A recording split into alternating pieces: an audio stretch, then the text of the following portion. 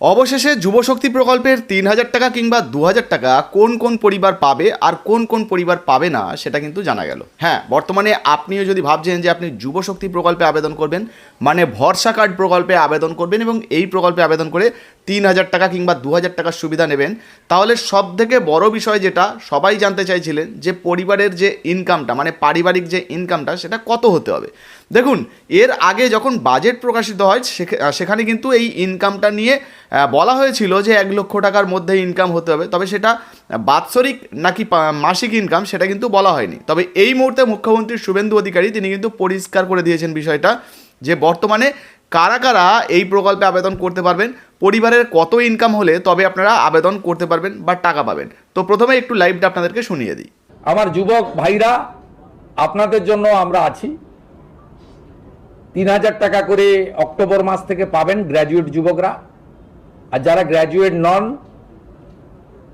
যারা ন্যূনতম শিক্ষা বা একটা শিক্ষা নিয়েছেন তার পূর্ণাঙ্গ গাইডলাইন আমরা বের করব, তারা ২,০০০ টাকা করে পাবেন। এক্ষেত্রে বাজেট বইতে যেটা আছে সেটা হচ্ছে মাসে যারা ১,০০,০০০ টাকার বেশি রোজগার করেন, ইনকাম ট্যাক্স পেই, তারাই এই সুযোগ পাবেন না। এটা বছরে নয়, এটা ক্লিয়ার করতে চাই। অর্থাৎ যাদের পরিবার মাসে ১,০০,০০০ টাকা করে রোজগার করেন তারা তো ইনকাম ট্যাক্স ছাড় আছে আপ টু ১,০০,০০০। ১,০০,০০০-এর উপরে ইনকাম ট্যাক্স দিতে হয়। আপনারাও আমাদের সঙ্গে একমত হবেন, ১,০০,০০০ টাকা যে পরিবারের রোজগার আছে তার নিশ্চয়ই এই ভরসা স্কিম নেওয়ার দরকার হবে না। সেটাই বলা হয়েছে, এটা কিন্তু বাৎসরিক ইনকামের ক্ষেত্রে প্রযোজ্য হচ্ছে না।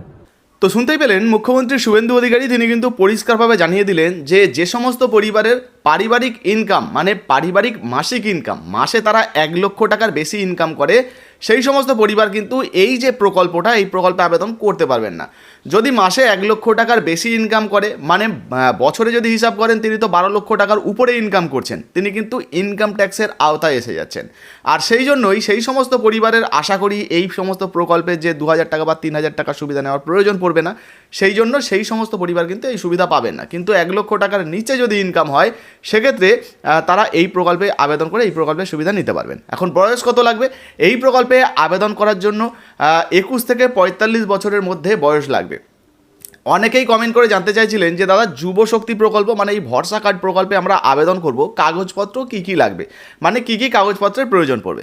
দেখুন, এর আগে যখন আমরা যুবসাথী প্রকল্পে আবেদন করেছিলাম তখন আমরা দেখেছিলাম যে মাধ্যমিক পাস তো যুবসাথীতে বলা হয়েছিল, মাধ্যমিকের অ্যাডমিট কার্ড সঙ্গে পাস সার্টিফিকেট বা রেজাল্ট, অর্থাৎ শিক্ষাগত যে যোগ্যতা সেইটা, সঙ্গে আধার কার্ডের জেরক্স, ভোটার কার্ডের জেরক্স, রেশন কার্ডের জেরক্স। এক্ষেত্রেও কিন্তু আশা করা যাচ্ছে যে এই যে ভরসা কার্ড, এখনও গাইডলাইন প্রকাশিত হয়নি, মুখ্যমন্ত্রী নিজেই জানিয়েছেন যে নতুন গাইডলাইন কিন্তু প্রকাশিত হবে, মানে কারা কারা পাবেন, কারা কারা পাবেন না, কী কী কাগজপত্র লাগবে, সমস্ত কিছু নিয়ে কিন্তু একটা আপডেট আসবে, সেটা আপনাদেরকে জানাবো। তবে মোটামুটি আপনারা আপনাদের শিক্ষাগত যোগ্যতার কাগজপত্র, আপনাদের Aadhaar card, voter card, ration card, bank অ্যাকাউন্টের ডিটেলস, এই সমস্তগুলো আপনারা রেডি রাখবেন, যাতে করে যখনই এই প্রকল্পের ফর্ম ফিল আপ শুরু হবে বা আবেদন শুরু হবে আপনারা সহজে আবেদন করতে পারেন এবং আপনাদের ব্যাঙ্ক অ্যাকাউন্টে টাকা দেওয়া হয়।